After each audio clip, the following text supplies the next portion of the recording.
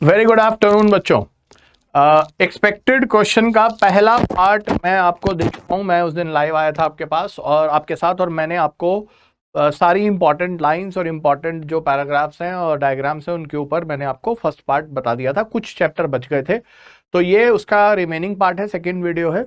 I hope आपने पहले वाला वीडियो अच्छे से देख लिया होगा और जो जो मैंने चीज़ें बताई हैं वो आपने कर ली होंगी। अब इसको हम आगे बढ़ाते हैं और आज इसको कंक्लूड कर देते हैं, ख़त्म कर देते हैं। आधे घंटे में ये आज 35-40 मिनट में मैं आपको बता दूंगा कि जो बाकी चैप्टर्स हैं उसमें क्या क्या चीज़ें इंपॉर्टेंट है, कैसे उनको पढ़ना है। तो शुरू करते हैं बच्चों। हम एवोल्यूशन देख रहे थे, तो एवोल्यूशन में आप ये देखो कि ये चैप्टर से 2 या 3 क्वेश्चन आते हैं बच्चों, और ये आपकी जेनेटिक्स का ही यूनिट का एक पार्ट है। अगर आप इसको एवोल्यूशन को डिटेल में स्टडी करना चाहते हैं तो काफ़ी टाइम लगेगा, लेकिन अभी आपके पास सिर्फ एनसीईआरटी पढ़ने का टाइम है, तो आप एनसीईआरटी से ही पढ़ेंगे। और क्या क्या पढ़ेंगे देखो, यहाँ पर आप देखोगे तो ओरिजिन ऑफ लाइफ है, ये वाला जो पेज है यहाँ से एक क्वेश्चन आ जाता है। इसमें जब आप पढ़ रहे होंगे तो पास्चर का जो एक्सपेरिमेंट है वो काफ़ी इंपॉर्टेंट हो जाता है। जैसे यहाँ पर ये क्वेश्चन पूछ सकते हैं कि सबसे पहले देखो, सबसे पहले अगर ये बायोजेनेसिस को डिस्कार्ड किया था तो फ्रांसिस्को रेड्डी ने किया था। तो रेड्डी का एक्सपेरिमेंट, ठीक है, और पास्चर का एक्सपेरिमेंट, ये दोनों आपको देखने हैं। First scientist to discard the theory of abiogenesis. Abiogenesis क्या होता है?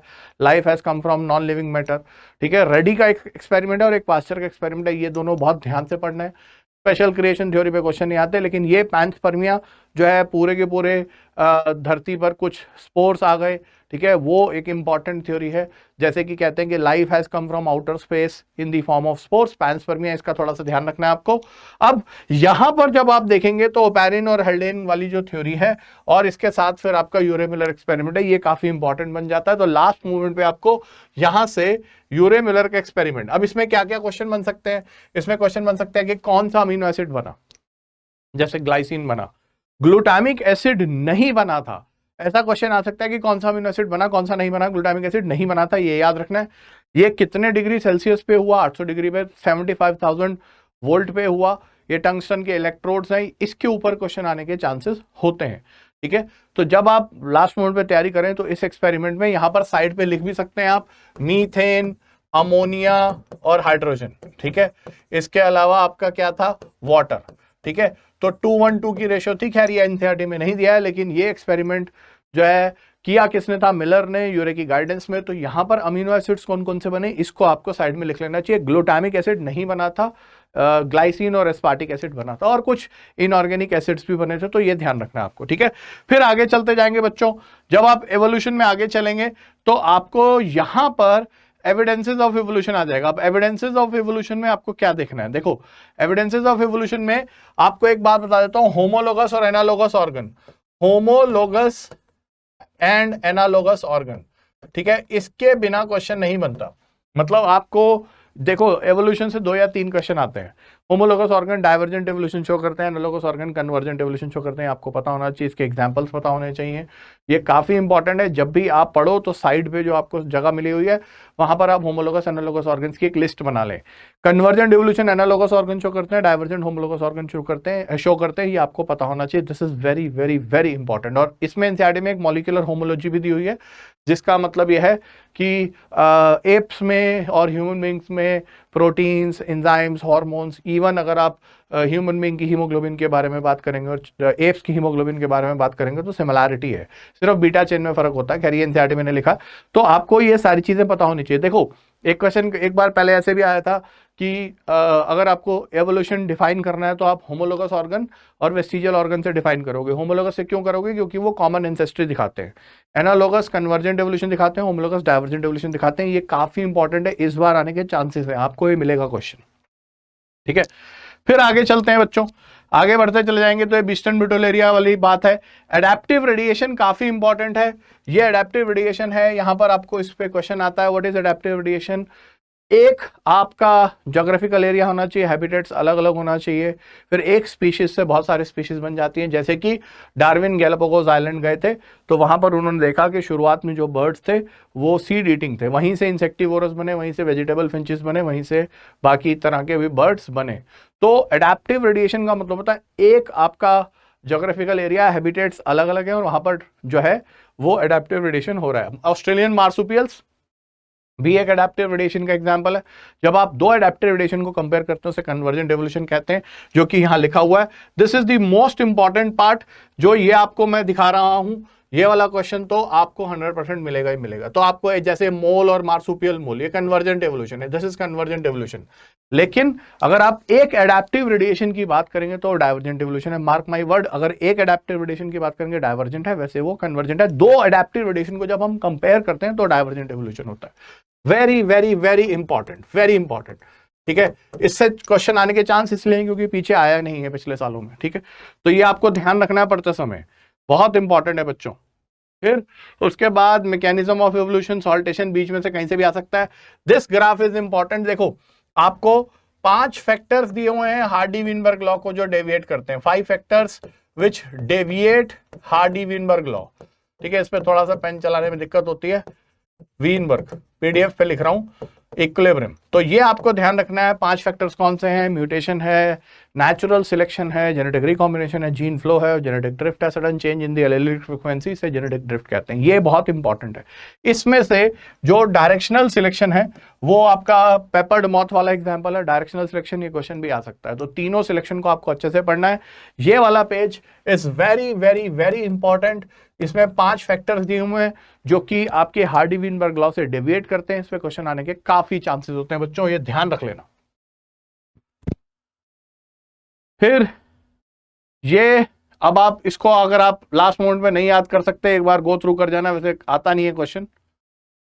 फिर उसके बाद ये है आपके पास इस तरह का पोर्शन।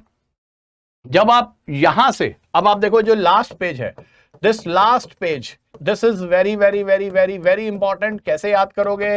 इसका Dryopithecus, Ramapithecus, Australopithecus, Homo habilis, Homo erectus, Neanderthal man, Cro-Magnon man. Doctor Ashish Handa has a new car.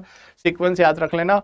Dryopithecus से शुरू होता है, फिर रामापिथिकस आता है, फिर ऑस्ट्रेलोपिथिकस आता है, फिर होमो हैबिलिस आता है जिसे हैंडीमैन कहते हैं, फिर होमो इरेक्टस आता है जो इरेक्ट खड़ा हो गया था जिसे जावा मैन कहते हैं, पिकिंग मैन भी कहते हैं। पिकिंग मैन आपकी एनसीईआरटी में नहीं है, जावा दिया हुआ खाली। ठीक है, Neanderthal man, Cro-Magnon man. Cro-Magnon आपकी एनसीईआरटी में नहीं है। तो ये ना सीक्वेंस में पूछेंगे आपसे कि कौन सा मैन कब हुआ, आई मीन कौन सा कैसे कैसे आया, एक बात। दूसरी बात, क्रेनियल कैपेसिटीज। क्रेनियल कैपेसिटीज की यहां पर लिस्ट बना लेना। क्रेनियल कैपेसिटी पर क्वेश्चन मैच द कॉलम में आता है, पहले भी आया था, फिर भी आ सकता है, ट्रू फॉल्स में भी आ सकता है। तो क्रेनियल कैपेसिटी सारी आप लिख लेंगे।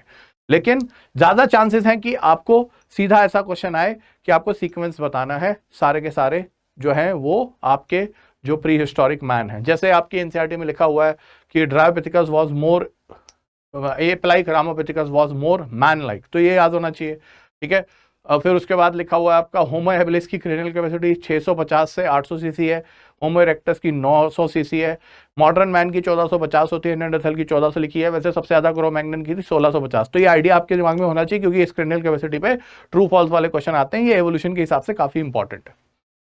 चलिए बच्चों, तो ये काम खत्म हुआ एवोल्यूशन का। अब हम आगे बढ़ जाते हैं और हम आ जाते हैं अगली वाली यूनिट पर। अगली यूनिट कौन सी है हमारी? अगली यूनिट है बायोलॉजी इन ह्यूमन वेलफेयर।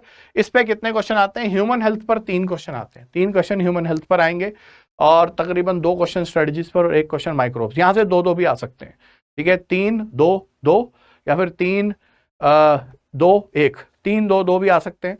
तो कहने का मतलब 7-8 क्वेश्चन यहां से आते हैं। सिंपल यूनिट है, इसमें टेंशन लेने वाली बात नहीं है। मैं आपको सबसे पहले ह्यूमन हेल्थ एंड डिजीज बताता हूं कैसे करते हैं। देखो, जब भी आप ह्यूमन हेल्थ एंड डिजीज को लास्ट मोमेंट पे तैयार करें, क्योंकि आपने बाकी चैप्टर्स तैयार कर लिए तो आपके पास टाइम भी है अभी ह्यूमन हेल्थ को तैयार करने के लिए। तो बच्चों, ह्यूमन हेल्थ को तैयार करने के लिए आपको यह समझना है कि इसके 3 मेजर पार्ट हैं। देखो, जब भी तैयारी करें तो हमेशा याद रखें कि ह्यूमन हेल्थ को एग्जामिनर या नीट 3 मेजर पार्ट में डिवाइड करेगा। एक डिजीजेस पे क्वेश्चन आएगा, एक इम्यून सिस्टम पे क्वेश्चन आएगा और एक ड्रग्स पे क्वेश्चन आएगा। यहां से 3 बनते हैं। मतलब अगर हम समझदारी से पढ़ें तो 3 क्वेश्चन आपको यहां पर दिखेंगे। कैसे 3 क्वेश्चन दिखेंगे? एक आपको डिजीजेस पे दिखेगा, जो सिंपल भी हो सकता है, बहुत सिंपल सिंपल क्वेश्चन पूछेंगे, कौन सी वायरल डिजीज है, कौन सी बैक्टीरियल डिजीज है, ऐसे, ठीक है। मलेरिया पे क्वेश्चन आ सकता है। जब आप तैयारी करें तो एक डिजीज पे आएगा, एक इम्यून सिस्टम पे आएगा, एक ड्रग्स पे आएगा, ये बात तय है। 3 क्वेश्चन तो आएंगे ही आएंगे, 3 या 4 आते हैं, कभी कभी 4 भी आ जाते हैं, लेकिन जनरली 3 ही आते हैं। तो आपको ये गो थ्रू करना है, इसमें मैं आपको कुछ प्रिडिक्ट नहीं कर सकता हूं, सब कुछ पढ़ना है। ये आपको जल्दी जल्दी से आप पढ़ लोगे तो आपको आइडिया लग जाएगा, इसमें कोई टेंशन नहीं है। मलेरियल पैरासाइट पर जरा ज्यादा ध्यान देंगे, मलेरियल पैरासाइट पर क्वेश्चन आने के इस बार चांस है, ठीक है। मलेरियल पैरासाइट पर इस बार चांस है। क्यों चांस है? क्योंकि पिछले 1-2 साल से नहीं आया। मलेरियल पैरासाइट पे आपको ये पूछ सकते हैं कि इन्फेक्टिव स्टेज ह्यूमन बीइंग के लिए कौन सी है, इन्फेक्टिव स्टेज मस्कीटो के लिए कौन सी है। जब भी आप ये याद करें तो इन्फेक्टिव स्टेज जरूर लिख डालें यहां पर, इन्फेक्टिव स्टेज, ठीक है। इन्फेक्टिव स्टेज जैसे ह्यूमन बीइंग के लिए स्पोरोजोइट्स होती है, ह्यूमन बीइंग के लिए, और मस्कीटो के लिए यानी एनोफिलिस के लिए गेमेटोसाइट्स होती है। तो ये आपको पता होना चाहिए, ठीक है। और ये काफी इंपॉर्टेंट है मलेरियल पैरासाइट। एक आध लाइन इसमें और भी दी हुई है जो प्लाज्मोडियम फैल्सीपेरम से रिलेटेड जो है वो भी आपको पढ़ लेना चाहिए, क्योंकि ये मलेरियल पैरासाइट पे क्वेश्चन आने के चांसेस है। एंडोमीबा स्टोल्टिका अमीबिक डायसेंट्री करती है, इसमें कोई खास बात नहीं, सबको पता होता है। तो एक तो ये क्वेश्चन आपको यहाँ डिजीजेस से मिलेगा। वायरल और बैक्टीरियल डिजीजेस की जो एनसीईआरटी में बनी हुई है उसकी लिस्ट डाल दीजिए, लिस्ट लगा लीजिए, वो इंपॉर्टेंट है। फिर आपको एक इम्यूनिटी से क्वेश्चन आएगा। इस बार का जो मेरा क्वेश्चन है, जो इस बार मुझे लगता है, जो मेरी सिक्स सेंस कहती है, इस पर एक क्वेश्चन जरूर आएगा, वेरी वेरी इंपॉर्टेंट, ये सबसे ज्यादा इंपॉर्टेंट है। इसमें आपको एंटीजन बाइंडिंग साइट और जो है आपको एपिटोप, खैर एपिटोप पैराटोप नहीं लिखा हुआ, एंटीजन बाइंडिंग साइट आपको पता होना चाहिए, लाइट चेन हैवी चेन के बारे में पता होना चाहिए, ठीक है। और ये आपका ह्यूमरल रिस्पॉन्स है, इस एंटीबॉडी के स्ट्रक्चर के बारे में आपको पता होना चाहिए। एंटीजन बाइंडिंग लाइट चेन और हैवी चेन के वेरिएबल पोर्शन में जहां ये दांत दिख रहे हैं, ऐसे सवाल आ सकते हैं। या फिर आपको ये हो सकता है कि ये क्वेश्चन आपको बी सेक्शन में मिले, इससे रिलेटेड नीचे 3-4 स्टेटमेंट हो, उसमें आपको ट्रू फॉल्स ढूंढना हो, इस तरह से क्वेश्चन आपको मिल सकता है। ये H2L2 है, ऐसे ही 5 इम्यूनोग्लोबुलिन्स होती हैं, GMADE आपको पता होना चाहिए। इस पर बहुत ध्यान रखना है, इसलिए मैंने मोस्ट इंपॉर्टेंट रख दिया, ये ध्यान रखना बच्चों, इसके ऊपर क्वेश्चन आने के चांसेस हैं, बी सेक्शन में भी आ सकता है।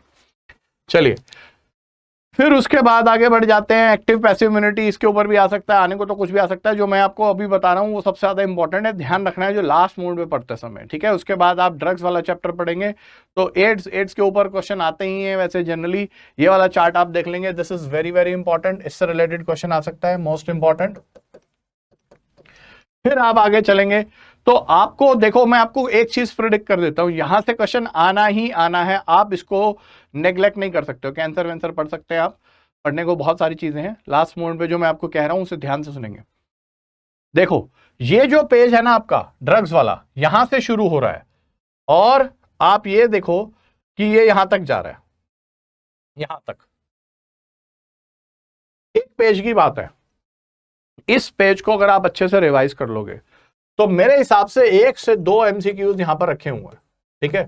देखो मैंने आपको बताया, हमेशा याद रखो, देखो क्या होता है ना, जब भी एग्जामिनर पेपर बनाता है तो एप्लीकेशन पॉइंट पर बनाता है। अब हम एप्लीकेशन पॉइंट पर क्या है कि इस ड्रग का क्या यूज है। अब ये जब आप ड्रग्स बोल रहे हो ना, तो आप ये केमिस्ट्री इन एवरीडे लाइफ से भी इसको मैच कर रहे हो। तो ये ध्यान रखना है कि ड्रग्स के बारे में जो लास्ट पेज पर ये इंफॉर्मेशन दी है, मैंने बाकी सब छोड़ दिया। देखो अब मैं आपको बता रहा हूं, आज बस 3-4 दिन ही बचे हैं, तो आप ये लास्ट मोमेंट पे इसको अच्छे से रिवाइज करके जाओ। देखो इसमें से क्वेश्चन मिलेगा आपको। अब इसमें फिगर्स ये जो दी हुई हैं ये भी देखनी है, और स्ट्रक्चर जो दिए हैं वो भी देखने हैं। तो अगर आप इसको देख के जाओगे तो आपको 1 या 2 क्वेश्चन पक्का मिलने वाले हैं संडे को, ठीक है। तो ध्यान से देख लेना बच्चों, बाकी और कुछ देखने की जरूरत, लास्ट मोमेंट में देखने की जरूरत नहीं है, पढ़ तो रखा ही है आपने सब कुछ, ठीक है। चलिए आगे आ जाते हैं। अब आते हैं हम स्ट्रेटेजीज पर। तो स्ट्रेटेजीज के ऊपर हम बात करेंगे। तो स्ट्रेटेजीज पे मैं आपको बताऊं, 2 क्वेश्चन आते हैं जनरली एंट्रेंस एग्जाम में, नीट में। कैसे कैसे आते हैं तो मैं आपको बता देता हूं। एनिमल हस्बेंड्री, इसमें आपको सबसे ज्यादा इंपॉर्टेंट क्या है, ये सब आप छोड़ सकते हैं लास्ट मोमेंट पे, क्योंकि ये आपको पता ही होता है। एक तो ये बहुत इंपॉर्टेंट है, इन ब्रीडिंग आउट ब्रीडिंग, इसको जरूर पढ़ के जाएंगे। This is very very important. यहां तक आउट ब्रीडिंग में आउट क्रॉस और क्रॉस ब्रीडिंग होती है। ये जो आउट ब्रीडिंग है इसमें एक ये है, एक ये है, इसका डिफरेंस, इन ब्रीडिंग का डिफरेंस और example, very very very important, ठीक है।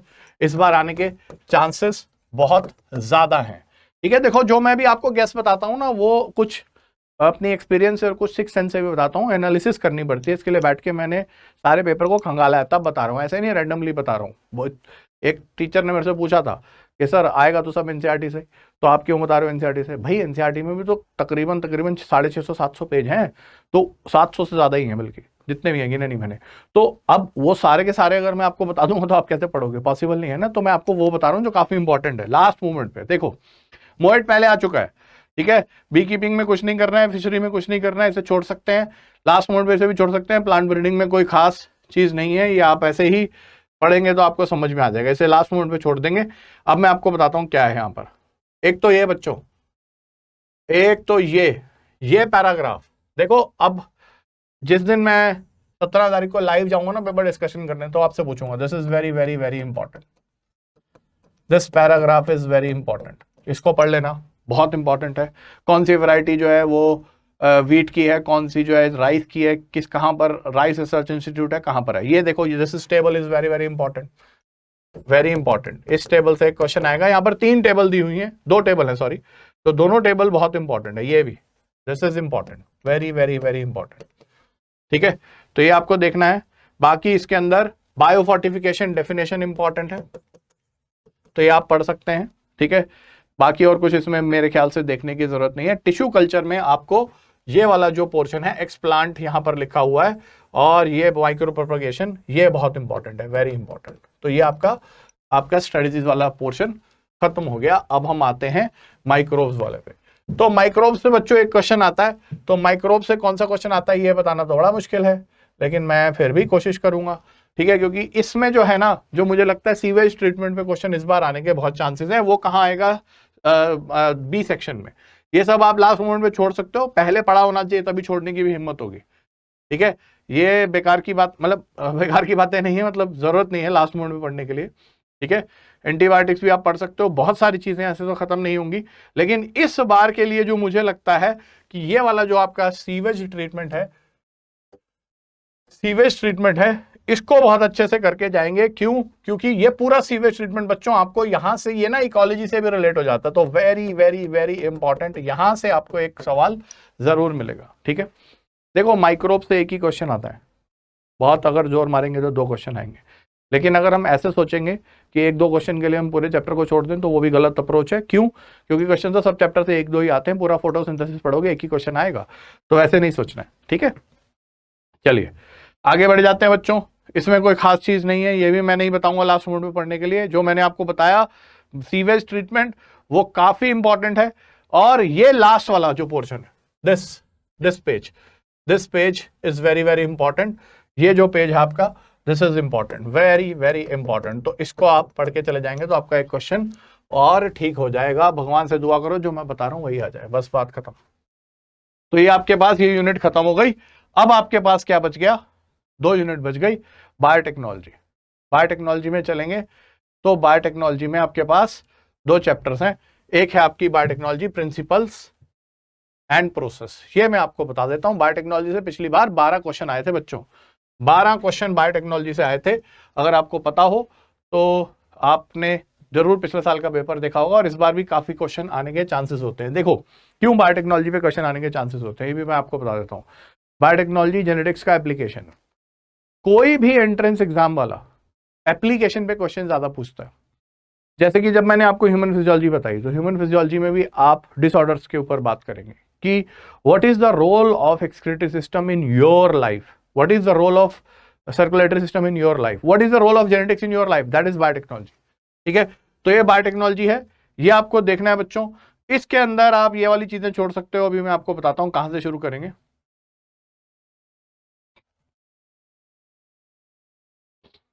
देखो कई बारी क्या होता है ना, सारा चैप्टर हम पढ़ लेते हैं और उसके बाद हमें क्वेश्चन हमारा ठीक नहीं होता है, ठीक है। और कई बारी क्या होता है कि हमें कुछ भी नहीं आता, सिर्फ वही आता होता है जो एंट्रेंस एग्जाम में आ जाता है, ठीक है। मतलब हमें जो आता है वही आ जाता है। देखो ये इस बार के लिए बहुत इंपॉर्टेंट है, वेरी वेरी इंपॉर्टेंट, ठीक है। फर्स्ट आर्टिफिशियल रिकॉम्बिनेंट प्लाज्मिड, जो साल्मोनेला टिफिम्यूरियम से बनाया गया, एंटीबायोटिक रेजिस्टेंट जिनको इसको लिंक किया गया, कैसे लिंक किया गया ये आपको पता होना चाहिए। सेक्शन ए सेक्शन बी दोनों में बहुत इंपॉर्टेंट है, ठीक है, ये आ सकता है। फिर उसके बाद रिस्ट्रिक्शन एंजाइम की डिस्कवरी सबको मालूम होती है, पता होती है, इसमें भी कोई खास बात नहीं है। ये भी आसान है, आप पढ़ सकते हैं। फिर उसके बाद ये भी आसान है, this is easy easy easy easy easy. इस बार के लिए बच्चों इलेक्ट्रोफोरेसिस इज इंपॉर्टेंट। इलेक्ट्रोफोरेसिस क्यों इंपॉर्टेंट है? क्योंकि ये आपके पास डीएनए फिंगरप्रिंटिंग में भी यूज होता है। जब आप डीएनए फिंगरप्रिंटिंग करते हैं तो वहां पर भी इलेक्ट्रोफोरेसिस यूज होता है, तो ये आपको बहुत अच्छे से पढ़ के जाना है। इथिडियम ब्रोमाइड स्टेन यूज करते हैं, ऑरेंज कलर के बैंड आ जाते हैं। सेपरेशन साइज के बेस पर है, कहाँ से हम डीएनए डाल रहे हैं, किधर जा रहा है, ये आपको पता होना चाहिए। Agarose gel electrophoresis is very very important. इसके ऊपर क्वेश्चन आने के 100% चांसेस हैं, इसलिए मैंने वेरी इंपॉर्टेंट लिख दिया। जब भी लास्ट मोमेंट पे तैयारी करें, इसको जरूर पढ़ के जाएं। चलिए आगे बढ़ जाते हैं। क्लोनिंग वेक्टर पर इस बार के लिए ये बहुत इंपॉर्टेंट है, पिछली बार क्वेश्चन नहीं आया। मोस्ट इंपॉर्टेंट, आप जब भी तैयारी करेंगे तो आपको पता होना चाहिए कि इसमें 2 सिलेक्टेबल मार्कर हैं। एक selectable marker transformant non transformant को सिलेक्ट करने के लिए, एक रिकॉम्बिनेंट नॉन रिकॉम्बिनेंट को सिलेक्ट करने के लिए। तो कैसे है, PAM-H1 साइड पर यहाँ एनसीईआरटी ने काटा हुआ, लेकिन आपको एंट्रेंस एग्जाम में ये भी पूछ सकते हैं कि आप एमपीसिलिन पे काटोगे तो फिर सिलेक्टेबल मार्कर कैसे बनेगा ट्रांसफॉर्मेंट नॉन ट्रांसफॉर्मेंट के लिए। देखो यहाँ पर इस एनसीईआरटी में PAM-H1 साइड पर काटा हुआ है, अगर आप फॉलो करते हैं इस चीज को तो आपको पता होगा, ठीक है। तो नीट में वहां से भी काट के पूछ सकता है, PST1 से काट के पूछ सकता है, क्वेश्चन को घुमा सकता है। तो इसका जितना अच्छा कॉन्सेप्ट आपके पास PBR 322 का होगा उतना आपका फायदा होगा। क्यों? क्योंकि इसमें क्वेश्चन घुमाने के भी बहुत बहुत बहुत चांसेस हैं, लेकिन ये काफी इंपॉर्टेंट है। इसके साथ इंसर्शनल इनएक्टिवेशन भी दिया हुआ है। तो ये वाला जो है ना, मुझे लगता है सेक्शन बी में इस बार आएगा। This is very very important according to section B, ठीक है। तो इससे अच्छे से तैयार कर लेना, समझ लेना है कि क्या कहना चाहता है, ठीक है। पूरा के पूरा कॉन्सेप्ट, ये पूरा के पूरा कॉन्सेप्ट इंपॉर्टेंट है। चलिए आगे बढ़ जाते हैं। ये आइसोलेशन है, इसमें स्पूलिंग वाला क्वेश्चन आ सकता है। स्पूलिंग जो कि हम चिल्ड इथेनॉल में करते हैं, चिल्ड इथेनॉल में करते हैं, वो इंपॉर्टेंट है, ठीक है। फिर ये तो आपको पिछले साल भी आया था, इसका सीक्वेंस पूछा था, ठीक है। तो मुझे नहीं लगता कि इस बार दोबारा से रिपीट होगा, लेकिन पता होना चाहिए। लास्ट मोमेंट पे आपने इसको पढ़ रखा है तो बहुत अच्छा से पता चल जाता है। इसमें टैग पॉलीमरेज है which is a thermostable polymerase, और आपको कितनी साइकिल्स करनी है, यहाँ पर 30 साइकिल्स करनी है। कितना एम्पलीफाई करने के लिए? 1 बिलियन टाइम्स एम्पलीफाई करने के लिए। तो ये इंपॉर्टेंट है, वेरी इंपॉर्टेंट। इसको एक बार फिर से आप देख लेना, ठीक है। और फिर हम बात करते हैं बायोरिएक्टर की। तो ये आपको लास्ट मोमेंट पे पढ़ के जाना है। This is very very important, most important इसलिए लिख रहा हूं। Again this is the application process of the principles of the biotechnology. How do you make the commercial product, commercial product कैसे बनता है, उसमें ये बताया हुआ। बायोरिएक्टर की कैपेसिटी, स्टरर का यूज, यहाँ जो ये जो वर्ड दिए हुए हैं, ये जो एसिड बेस, ये सब दिया हुआ, ये सब दिया हुआ, इसके बारे में भी पूछेंगे। गैस एंट्रेनमेंट वाला भी है, ये भी पूछेंगे। This is very very important. Why do you push gas into this, ये लिखा है एनसीईआरटी में, इसे पढ़ना है आपको। ये क्वेश्चन आपको मिलेगा चाहे सेक्शन ए में चाहे सेक्शन बी में। चलिए आगे बढ़ जाते हैं। अब आपको बताता हूं सेकंड बायोटेक्नोलॉजी, यानी कि हमारे पास एप्लीकेशंस। तो बच्चों एप्लीकेशंस में अगर हम आते हैं तो applications again it is an important topic. देखो बायोटेक्नोलॉजी से काफी सारे क्वेश्चन आ रहे हैं पीछे, 12 पिछली बार आए थे, हर साल 8-9 तो आते ही हैं। बेसिलस थुरोजेनेसिस को लास्ट मोड पे पढ़ के जाना है। एक second, just a second. Bacillus thuringiensis को पढ़ के जाना है, दिस इज इंपॉर्टेंट। ये काफी इंपॉर्टेंट है पूरा के पूरा। देखो ये तो आप बहुत जल्दी रिवाइज कर सकते हो विद इन 15 मिनट्स। इसमें 3-4 ही टॉपिक हैं, एक बीटी कॉटन है, एक आपका आरएनए इंटरफेरेंस है। इस साल के लिए बच्चों, इस साल के लिए मैं आपको एक बात बता देता हूं। इस साल के लिए मेरा जो प्रेडिक्शन है वो इस पे जाता है, ये 110% आएगा। 100%। यार देखो लिख रहा हूं 100% नहीं आएगा तो आपका कोई नुकसान नहीं होगा, पढ़ना तो है ही, ठीक है। ये सेक्शन बी में भी आ सकता है, सेक्शन ए में भी आ सकता है। वेरी वेरी वेरी इंपॉर्टेंट, ठीक है। इस वीडियो को जरा अच्छे से देख लेना। मैं ये सेकंड पार्ट है, पहले वाले पार्ट को आपने बहुत अच्छे से देखा, सेकंड वाले को भी देख लेना, इग्नोर मत करना, फिर बाद में आप कहोगे सर आपने कहा था हम नहीं देख पाए, इसीलिए अच्छे से देख लेना, ठीक है। ये काफी इंपॉर्टेंट है बच्चों, इसके ऊपर क्वेश्चन आना ही आना है, ठीक है। फिर जेनेटिकली इंजीनियर इंसुलिन, इसमें ये वाला जो पोर्शन है दिस इज इंपॉर्टेंट। इस साल मुझे लग रहा है आरएनए इंटरफेरेंस जरूर पूछेंगे, देखो मैंने 3 बार बोल दिया, ठीक है। और अब आप इसमें ट्रांसजेनिक एनिमल ये पढ़ सकते हैं, दिस इज इंपॉर्टेंट। और यहां पर आपके एक थर्ड लाइन में दिया हुआ है, ये वाला पैराग्राफ इज इंपॉर्टेंट। तो लास्ट मोमेंट पे इसको पढ़ के जाएंगे तो काम हो जाएगा। एथिकल इशू में दुनिया भर की चीजें हैं, बासमती राइस पेटेंट दिया हुआ, वो सब आपके पास अभी पढ़ने का टाइम नहीं है तो छोड़ सकते हैं फिलहाल। आ जाइए, अब आ जाएगी लास्ट यूनिट, इकोलॉजी।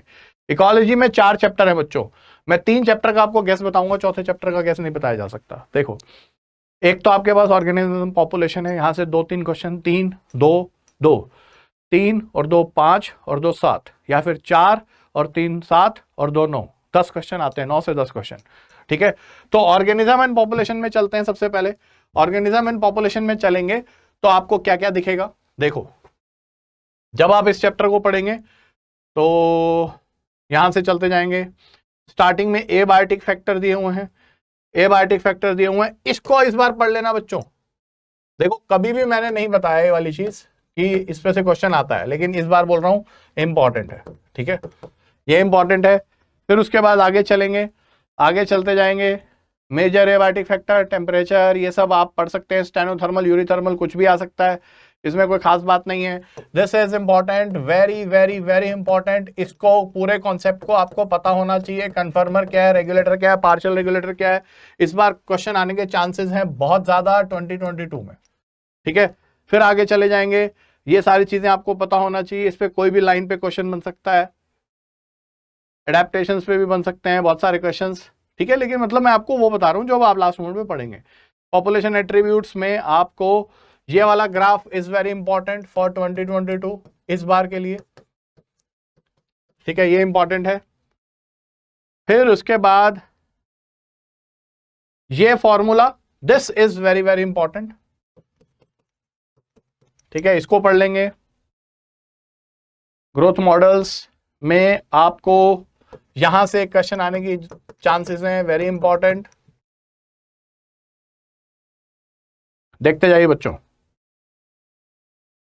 फिर देखो, पॉपुलेशन इंटरेक्शन, ये कि जो लास्ट के 3 पेज है, लास्ट 3 पेजेस, ये वाला जिसके अंदर ये सारा दिया हुआ, 2 MCQs इसमें से आपको मिलेंगे 2022 में। देखो मैं क्या कह रहा हूं, बार बार देखो, ध्यान से सुनो, कुछ भी आ सकता है, प्रेडिक्ट करना मुश्किल है, लेकिन आपको ये मैं बता देता हूं कि ये लास्ट के 2 पेज, प्रिडेशन, यहां प्रिडेशन दिया हुआ है, प्रिडेशन के बाद आपके पास ये सारा कुछ जो दिया हुआ है ना लास्ट में, लास्ट के जो 2 3 4 पेज हैं, ठीक है, जहां पर कंपटीशन दिया हुआ है, कंपटीशन में कुछ भी आ सकता है, विंगडन टॉर्टॉइस, बैलेनस कैथैलेमस वाला कॉम्पिटिटिव रिलीज, मैकार्थर वाला एग्जांपल है, वार्बलर वाला। ठीक है, रिसोर्स पार्टीशनिंग, रिसोर्स पार्टीशनिंग काफी इंपॉर्टेंट है, क्योंकि रिसोर्स पार्टीशनिंग पर क्वेश्चन बहुत इंपॉर्टेंट बन जाता है कि ये गॉस कॉम्पिटिटिव एक्सक्लूजन प्रिंसिपल का एक एक्सेप्शन है, जिसके अंदर 2 से 5 स्पीशीज वार्बलर की एक ही पेड़ पर को एग्जिस्ट कर जाती है। मैकार्थर ने बताया था, वार्बलर बर्ड होता है, यहाँ पर लिखा हुआ है। ठीक है, अगले वाले पेज पे लिखा हुआ है। तो ये काफी इंपॉर्टेंट एग्जाम्पल है। कॉम्पिटिटिव रिलीज भी आ सकता है, ठीक है, इंटरफेरेंस कंपटीशन भी आ सकता है। तो ये जब आप पढ़ोगे ना तो ये काफी ज्यादा इंपॉर्टेंट बन जाता है बच्चों।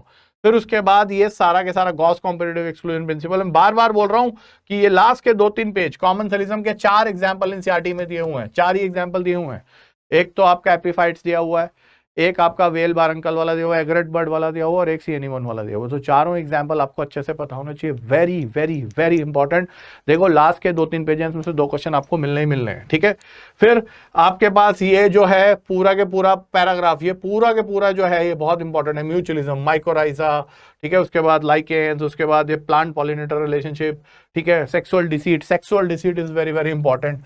ठीक है, तो मैं क्या कह रहा हूं ना, मेरी बात समझो। ऑर्गेनिज्म एंड पॉपुलेशन जब आप पढ़ोगे तो लास्ट के जो पेजेस हैं जिसके अंदर आपका एक एमेंथलिज्म भी नहीं दिया हुआ है, एमेंथलिज्म जिसे 0- कहते हैं, उसका एग्जाम्पल नहीं दिया हुआ, पेनिसिलिन उसका एग्जाम्पल है।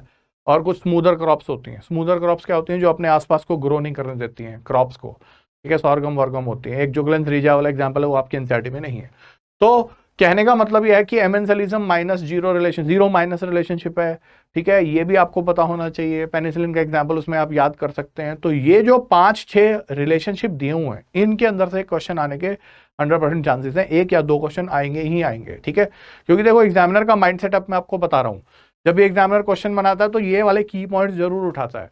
जनरली क्वेश्चन सिंपल ही आते हैं, कोई कोई मुश्किल आते हैं, तो इसलिए जब सिंपल क्वेश्चन आएंगे तो यहाँ ये वाले एरियाज हैं जहां पर एग्जामिनर सबसे पहले हिट करता है, जो भी पेपर बैठ के बना रहा होता है जरूर हिट करता है। क्योंकि अगर आपको पॉपुलेशन इंटरेक्शन नहीं मालूम है तो फिर आपको इकोलॉजी नहीं आती है, सिंपल सी बात। ठीक है, तो ये ध्यान रखना, बहुत इंपॉर्टेंट है, इस पर से क्वेश्चन आना ही है।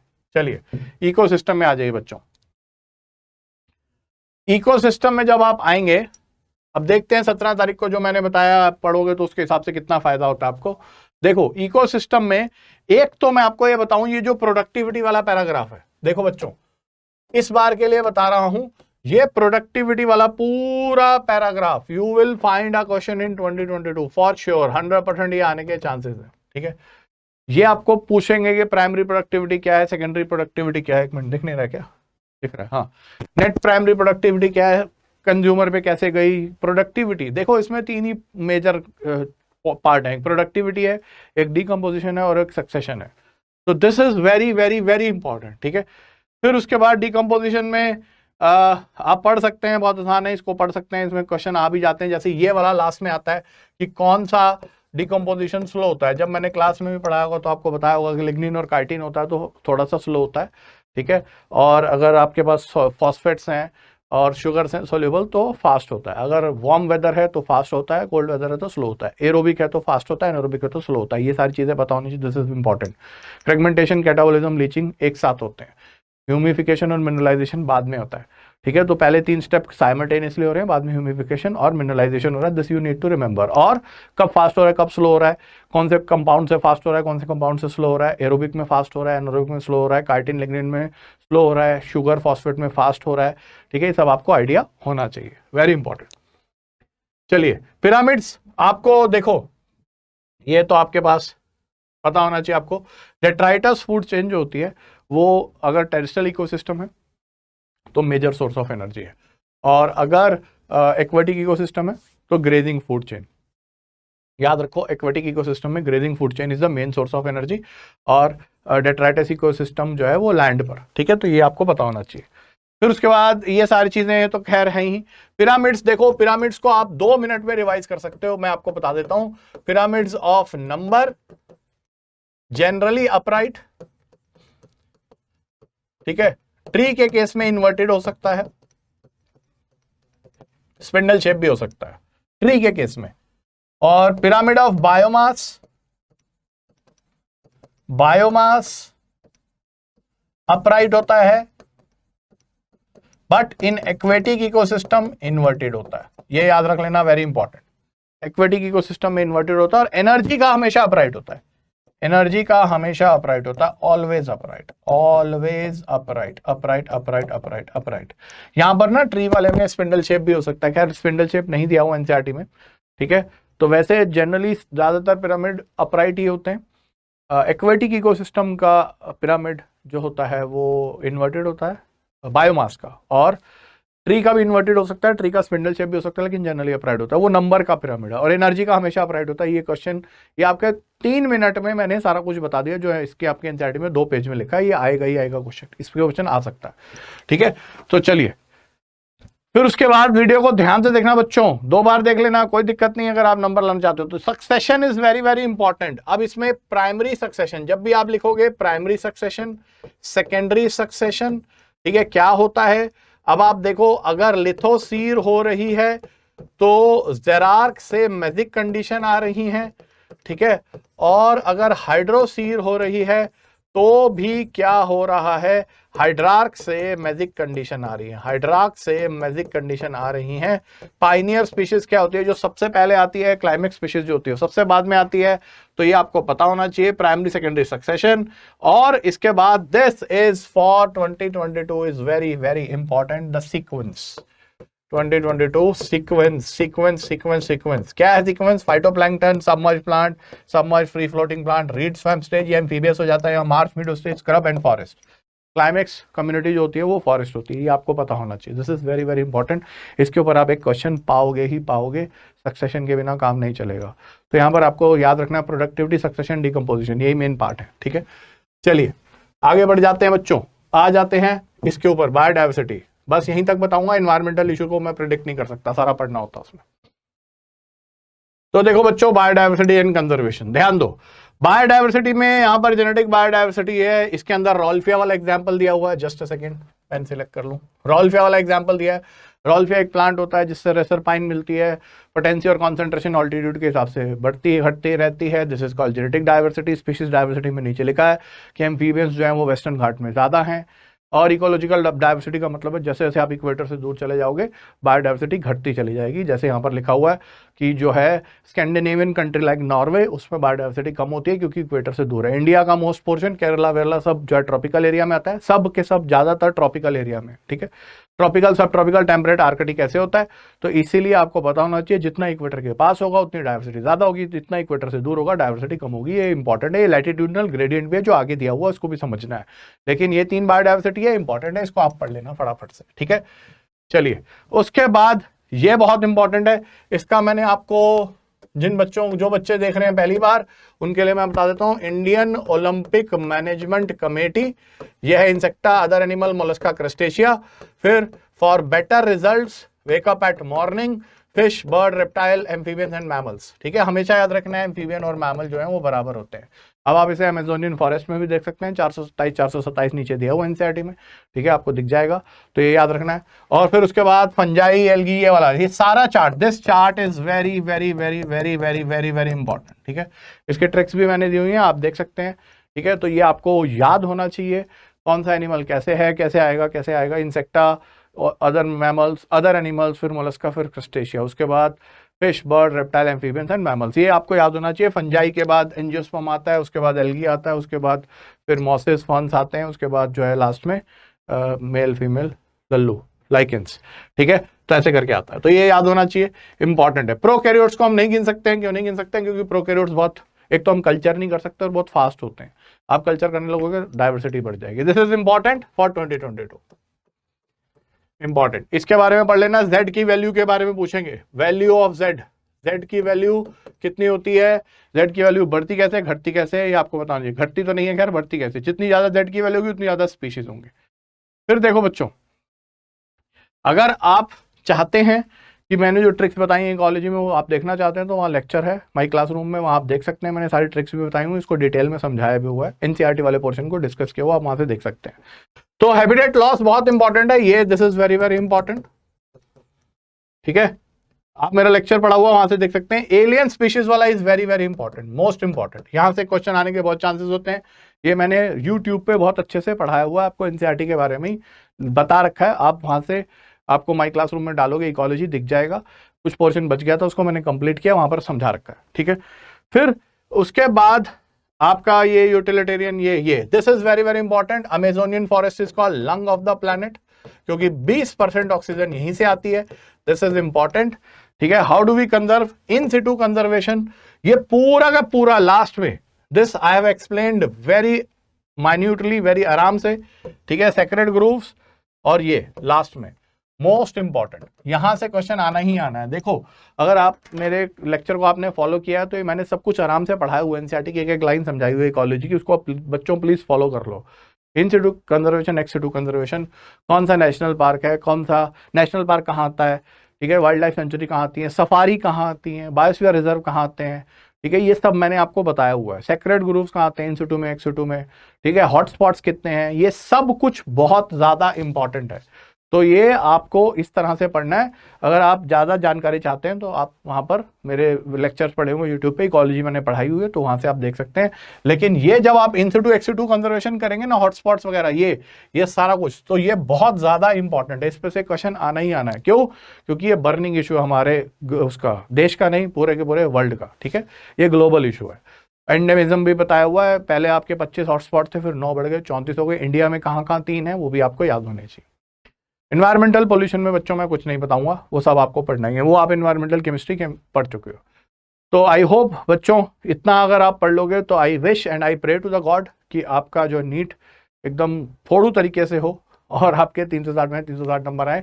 इसको फॉलो कर लो, अगर आप इतना फॉलो कर लोगे तो इस बात की आपको मैं आश्वासन देता हूँ कि कुछ ना कुछ फ़ायदा तो आपको होगा। कितना फ़ायदा होगा ऊपर वाला जानता है, गॉड नोस, ठीक है, लेकिन मैंने अपनी तरफ से आपको सारी चीज़ें बता दी। लास्ट मोमेंट पे आपको क्या क्या रिवाइज करना है। ये वीडियो अभी अपलोड हो जाएगा, पहले वाला वीडियो अगर किसी ने नहीं देखा है तो वो पहले वाला वीडियो भी आपको मिल जाएगा और ये भी मिल जाएगा, दोनों को क्लब करके अच्छे से देख लो। अभी भी टाइम है, 4-5 दिन है, तो अगर आप इसको रिवाइज करके चले जाओगे तो यहाँ से क्वेश्चन मिल जाएंगे। एटलीस्ट जो आप गलत करने की आपकी टेंडेंसी है या जो भूल जाने की टेंडेंसी है उसके लिए तो ये वीडियो काम करेगा, ठीक है। चलो ऑल द बेस्ट बच्चों, 17 तारीख को मिलेंगे और देखेंगे कि आपका पेपर कैसा हुआ। I pray to the God, भगवान से मेरी प्रार्थना है कि आपका पेपर बहुत अच्छा हो और आप सब लोग सारे के सारे अच्छे गवर्नमेंट मेडिकल कॉलेज से डॉक्टर बनो। All the best. Thank you बच्चे।